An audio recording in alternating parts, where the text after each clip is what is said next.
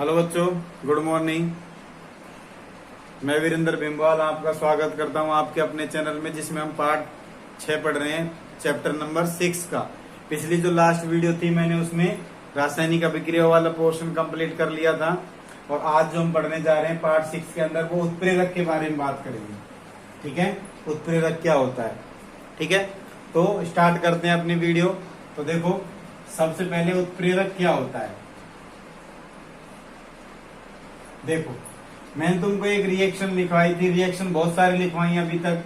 तो मैं सबसे पहले क्या लिखता था, अभिकारक लिखता था। जैसे A+B लिखा मैंने, उसके बाद मैं एरो लगाता था, फिर उसके बाद लिखता था उत्पाद। ठीक है, ये एरो लगाया, इसके बाद मैंने लिख दिया AB।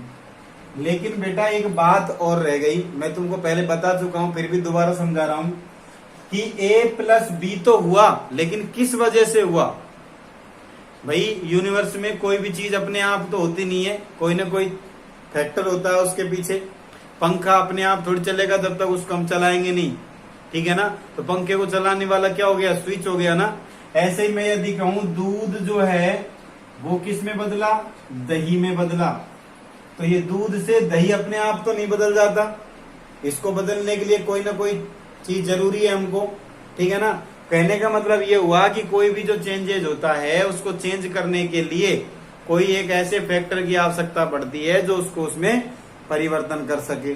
ठीक है ना, तो उसी फैक्टर को हम बोलते हैं उत्प्रेरक। ठीक है ना, और उसको हम कहा लिखते हैं बेटा, यहां पर लिखते हैं, तीर के निशान के ऊपर हम क्या लिखते हैं, उत्प्रेरक लिखते हैं। ठीक है, मतलब अभिकारक को उत्पाद में बदलने वाला एक कारक होता है, उसको बोलते हैं उत्प्रेरक। ठीक है ना, वो क्या करता है, उसकी शेप भी चेंज कर सकता है। अभिकारक से उत्पाद में बदलेगा तो उसकी शेप चेंज कर देगा, पहले जो था उसकी शेप चेंज कर देगा, उसका वेग भी बदल देगा, उसकी जो केमिकल इक्वेशंस हैं वो चेंज कर देगा, उसके अंदर के इंटरनली गुण वगैरह जो सब कुछ चेंज कर देगा। कहने का मतलब समझ में आई। तो उत्प्रेरक का काम क्या होता है, उत्प्रेरक वह कारक होता है जो अभिक्रिया के वेग में, शेप में, रंग में, आकृति में, सब कुछ में क्या करता है, परिवर्तन करता है। या फिर हम जिसको हम बोल सकते हैं कि उत्प्रेरक वह कारक होता है जो अभिकारक को उत्पाद में बदलने के लिए जिम्मेदार होता है। समझ गए। तो अभिकारक मेरे हिसाब से क्लियर हुआ होगा।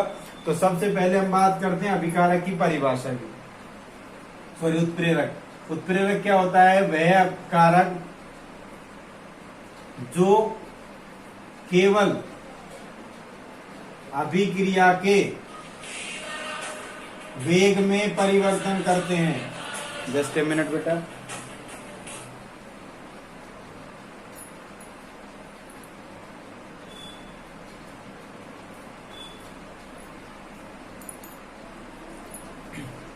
सॉरी बच्चों, एक फोन आ गया था इसलिए थोड़ा। देखो, तो मैंने बताया था कि वह कारक जो केवल अभिक्रिया के वेग में, क्या हुआ, वेग में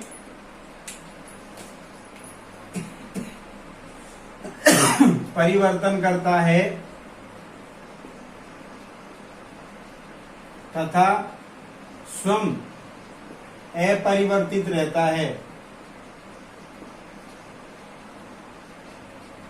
उसे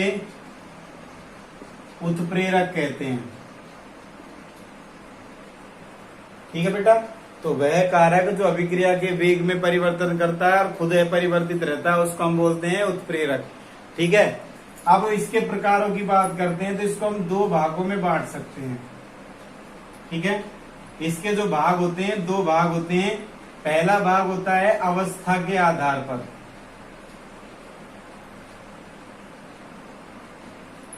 और दूसरा होता है क्रिया के आधार पर।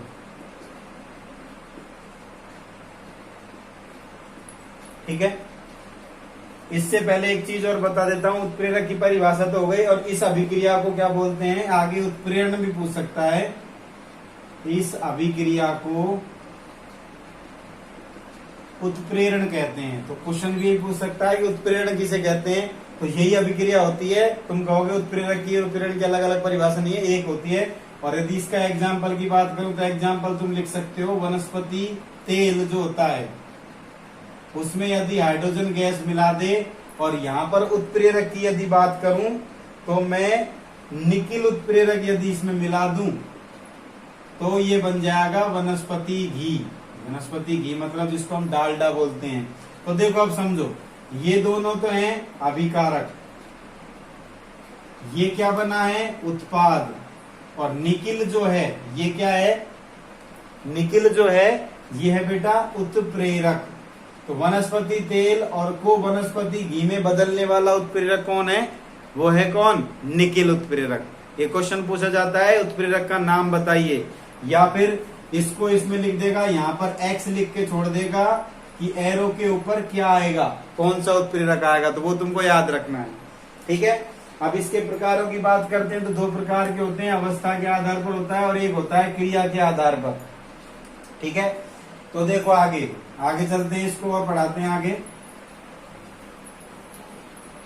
तो देखो सबसे पहले उत्प्रेरक, उत्प्रेरक के प्रकार, पहला अवस्था के आधार पर और दूसरा क्रिया के आधार पर।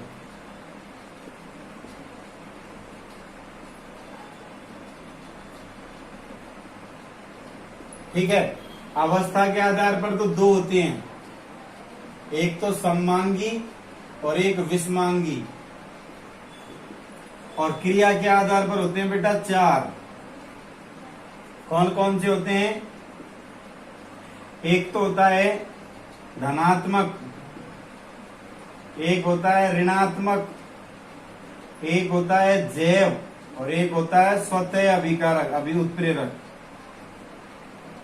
तो ये तो चार होते हैं और क्रिया के आधार पर, ये दो होते हैं अवस्था के आधार पर। तो क्वेश्चन ये पूछ सकता है कि उत्प्रेरक किसे कहते हैं और ये कितने प्रकार का होता है, एक दो प्रकार का होता है, एक अवस्था के आधार पर, एक क्रिया के आधार पर। आगे यदि फर्दर आगे पूछे तो अवस्था के आधार पर कितने होते हैं, सममांगी और विषमांगी, और क्रिया के आधार पर कितने होते हैं, चार होते हैं, धनात्मक, ऋणात्मक, जैव और स्वतः उत्प्रेरक। आज हम केवल ये वाला पोर्शन कंप्लीट करेंगे अवस्था के आधार पर। तो देखो सबसे पहले मैं बात करता हूं अवस्था के आधार पर।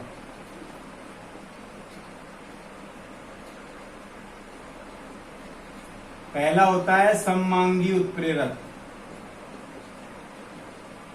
और दूसरा होता है विषमांगी उत्प्रेरक। तो देखो सममांगी उत्प्रेरक क्या होता है, अब हमने पढ़ा एक जो रासायनिक समीकरण होती है उसमें तीन चीजें होती हैं, अभिकारक होता है, उत्पाद होता है और तीर के निशान के ऊपर उत्प्रेरक होता है। ये तीन चीजें ही होती है ना। तो ऐसी उत्प्रेरक जिसमें तीनों चीजों में या तीनों की अवस्थाएं समान हो, ठीक है, ऐसी अभिक्रिया जिसमें अभिकारक, उत्पाद व उत्प्रेरक तीनों की भौतिक अवस्था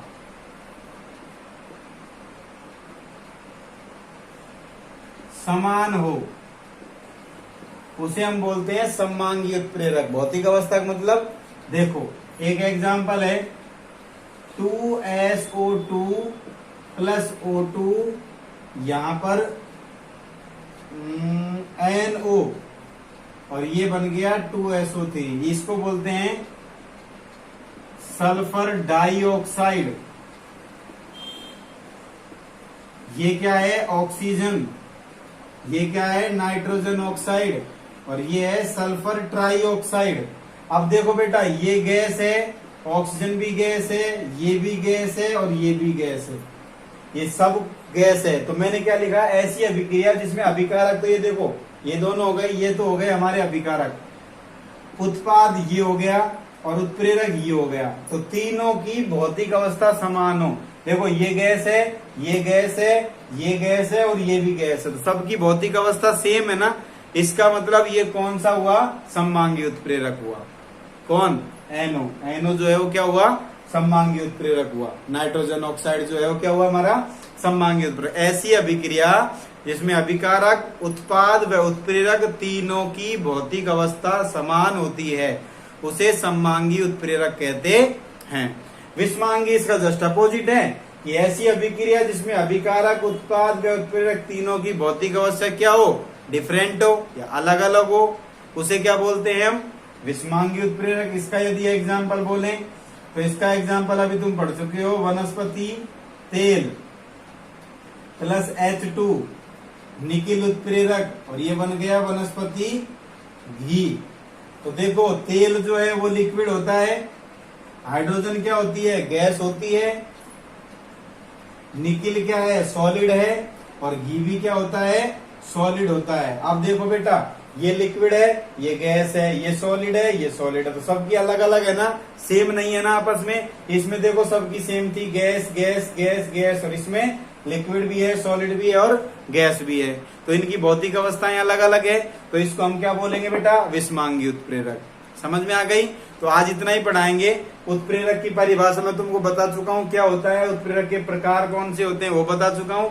पहला टाइप हमने उठाया था अवस्था के आधार पर, जिसमें हमने सममांगी उत्प्रेरक और उसका एग्जाम्पल, विषमांगी उत्प्रेरक और उसका एग्जाम्पल पढ़ा दिया। आगे जो नेक्स्ट वीडियो है उसमें हम इसका सेकंड पोर्शन जो होता है क्रिया के आधार पर, क्रिया के आधार पर क्या होता है, कैसा होता है, वो मैं तुमको समझाऊंगा अगले वीडियो में, वीडियो नंबर 7 के अंदर। ठीक है, तो तब तक के लिए बाय, एंजॉय करिए, खुश रहिए, कोरोना से सुरक्षित रहिए, अपने आसपास सफाई रखिए, साबुन से हाथ धोइए, सैनिटाइजर मास्क का प्रयोग कीजिए। ठीक है बेटा, तो अच्छे से पढ़ो, वीडियो को देखना ढंग से और अच्छे से समझने की कोशिश करो, क्योंकि तुम्हारे लिए ये नई चीज है। ठीक है, तो मिलते हैं अपनी नेक्स्ट वीडियो में पार्ट नंबर 7 के अंदर। तब तक के लिए बाय बाय।